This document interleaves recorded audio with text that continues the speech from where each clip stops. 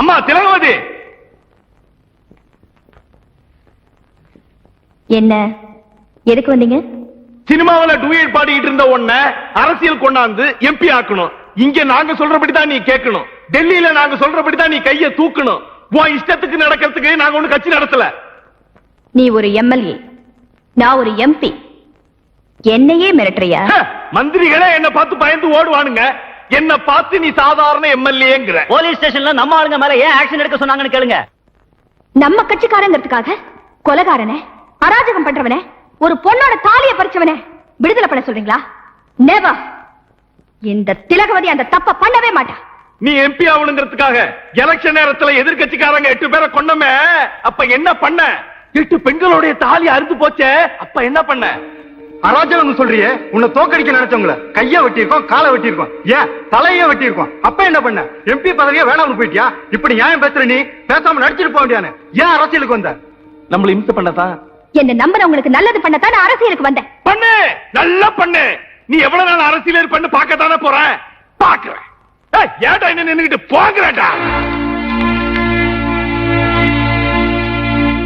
பாத்தியாமா அவனுக்கு என்ன சொல்லிட்டு போறானுங்கன்னு? இதுக்குதான் நான் அப்பவே சொன்னேன் உனக்கு அரசியலே வேண்டான்னு. நீ கேட்கல. ஒரு நேர்மையான அரசியல்வாதியை தோக்கடிக்கிறதுக்கு ஒரு சினிமா நடிகால் தான் முடிய நினைச்சு உன்னை நிறுத்தினானுங்க. அவனுக்கு ஆசை நிறைவேறி போச்சு. ஆனா ஜனங்களுக்கு நல்லது செய்யணும்னு நினைக்கிற உன் ஆசை தாமா நிறைவேறல. நிறைவேறாது, நிறைவேற விட மாட்டாங்க. அப்பா,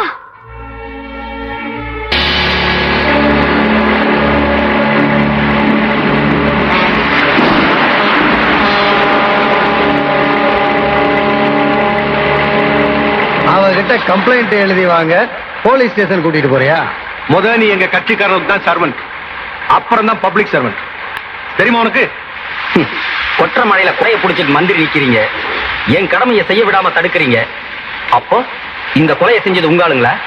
கொலையை பண்ணது என் மகன் தான். இப்ப என்ன பண்ண போற? நீங்களே பண்ணியிருந்தாலும் நான் விட மாட்டேன். காக்கி சட்டைக்கு களங்க ஏற்படுத்துற மாதிரி ஒருத்தன் பண்ணிக்கிட்டு இருக்கான். நீங்க எல்லாம் வேடிக்கை பார்த்துட்டு இருக்கீங்க.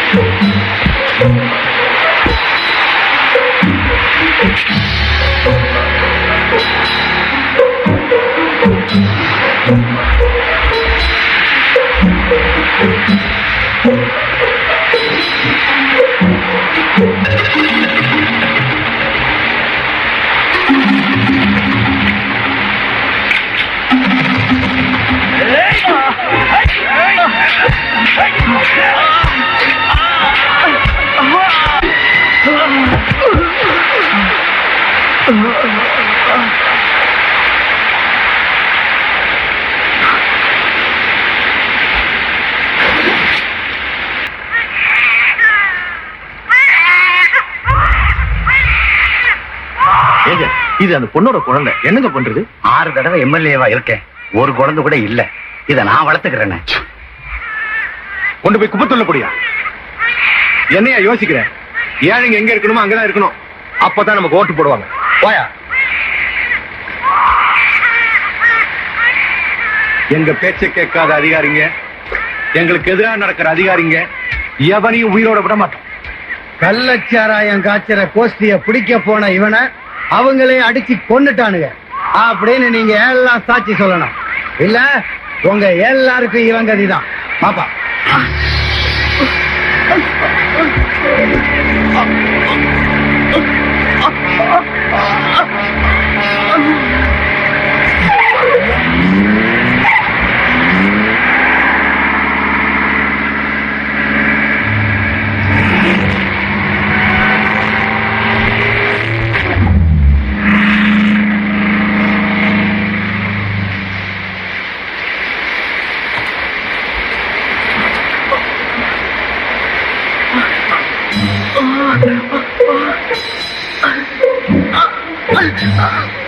சார், என்ன சார் உங்களுக்கு?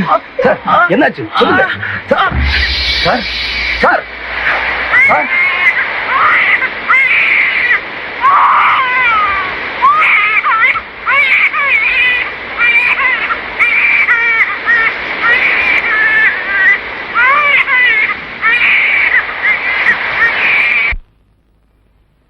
என்ன வேணும்? இந்த குழந்தையோட அப்பா இறந்துட்டாரு.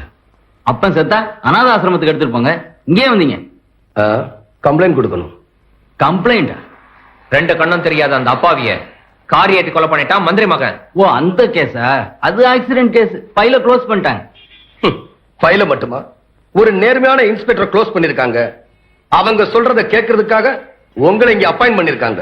இத்தனையும் ஒரே நாள்ல. அரசாங்கம் சுறுசுறுப்பா செயல்படுறத நினைச்சு சந்தோஷப்படுங்க. ஆமாமா, கொலை பண்ணது மந்திரி மகனாச்சு, சுறுசுறுப்பா தான் இருப்பாங்க. மிஸ்டர், நீங்க என்னதான் கம்ப்ளைண்ட் கொடுத்தாலும் ஒண்ணு நடக்க போறதில்ல. பல பேர் பாக்குறப்ப நடந்த கொலை, அதனால இந்த கேஸ நானும் விட போறதில்லை. பார்த்தவங்களை விசாரிச்சா என்ன சொல்லுவாங்க தெரியுமா? இந்த போட்டோவில் இருக்கிறவர் ஒரு கொலை பண்ணிட்டதா இவர் சொல்றார். யாராவது பாத்தீங்களா? இவரை தெரியுமா?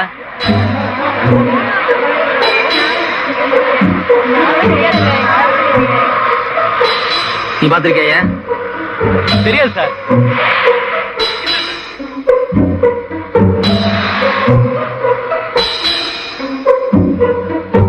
இல்ல சார்.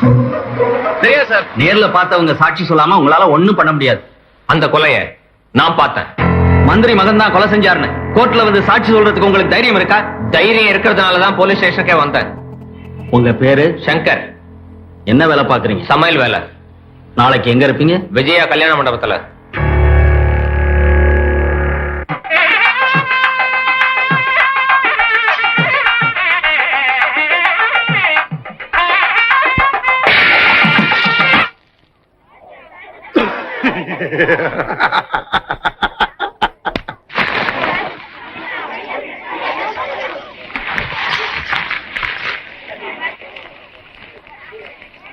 யாரா நீ? கல்யாண வீட்டுல வந்து கலாட்டா பண்ற? எல்லாரும் பார்த்து சும்மா நிக்கிறீங்க.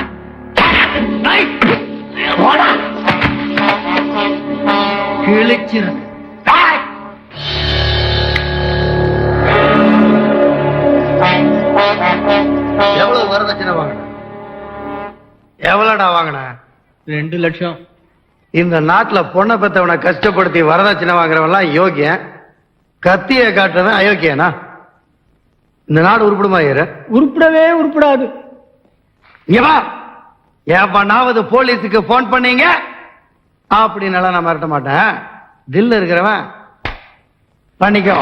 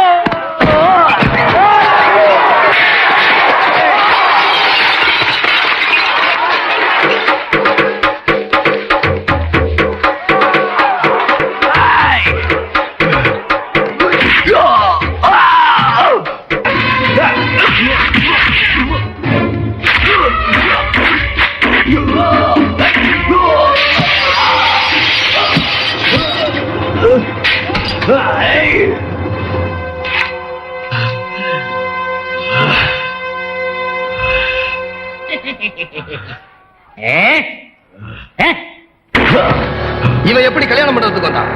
இவனா வந்தானா இல்ல நீ அனுப்பி வச்சியா?